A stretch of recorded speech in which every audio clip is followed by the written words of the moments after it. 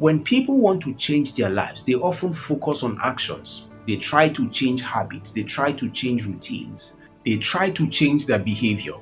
And while those things matter, they are usually addressing the fruit rather than the root.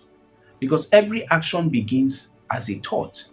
Before a person speaks, they think. Before they act, they think. Before they become anything, they think. The life we see on the outside is often a reflection of what has been happening on the inside for a long time. This is why scripture places such an importance on the mind. Proverbs chapter 23 and verse 7 says, "For as a man thinketh in his heart, so is he." Notice what that verse does not say. It does not say that a man becomes what he occasionally thinks.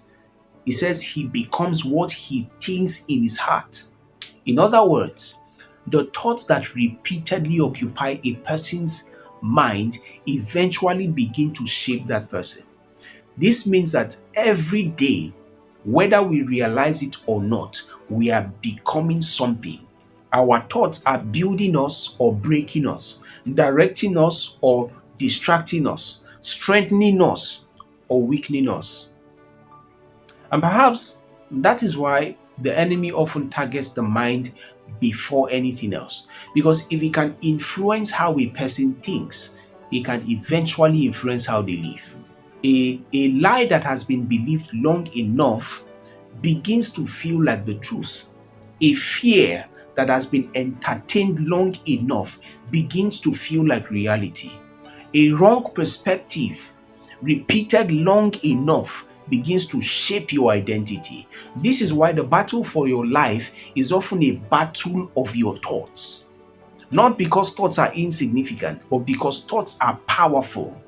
They are the seeds from which your actions begin to grow, the blueprint behind your behavior. Most people do not control their thinking. They simply consume whatever enters into their minds. The opinions of people, entertainment, social media, news, conversations, and over time, these influences begin to shape the way they see the world. And sometimes they don't even notice it.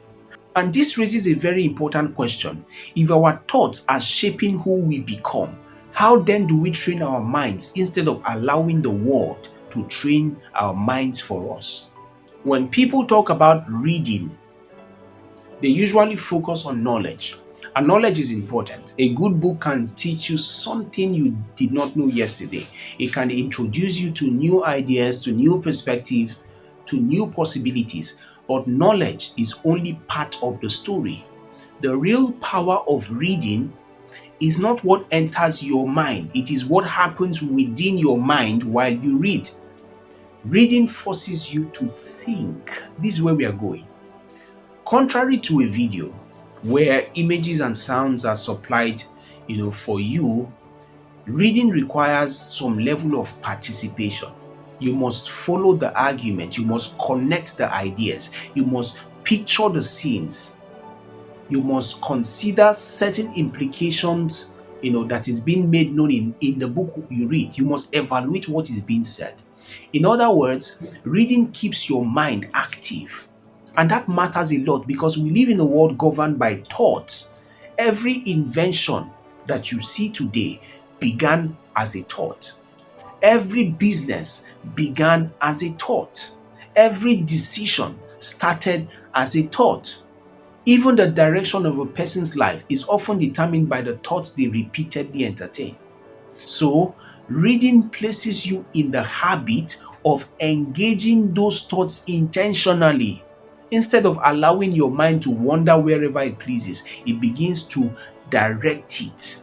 You begin to exercise it. You begin to strengthen it, to train your mind. This is why reading changes more than what you know. It changes how you think, and how you think eventually influences your life. Romans chapter 12 and verse 2 says, "Be not conformed to this world, but be transformed by the renewing of your mind." Notice where the transformation begins. Not the things that happen around you, not the opportunities that come around you, not even with actions. It begins with the mind. God understands that lasting change starts internally before it becomes visible externally. This is why the renewing of the mind is so important, because a renewed mind produces a renewed life. And reading, especially reading things that are true, things that are wise, things that are edifying, it becomes one of the ways that process takes place. Every time you engage with truth, you are giving your mind material to work with, material to reflect on, material to challenge your old assumptions, material to build better patterns of thinking. The question is not whether your mind is being shaped. Of course it is. The real question is this: who is shaping my mind? Because whatever consistently occupies your thought will eventually influence the person you become. And that is why guarding it is not an option. It is essential. The challenge then is not simply learning how to think, it is learning what is worthy of our thoughts in the first place. If thoughts shape who we become, then one of the most important responsibilities we have is deciding what deserves access to our minds. Because not every thought should be welcomed, not every idea should be entertained, not every voice should be trusted. The mind is like a garden. Whatever is planted there eventually grows. If you consistently plant fear, anxiety begins to grow.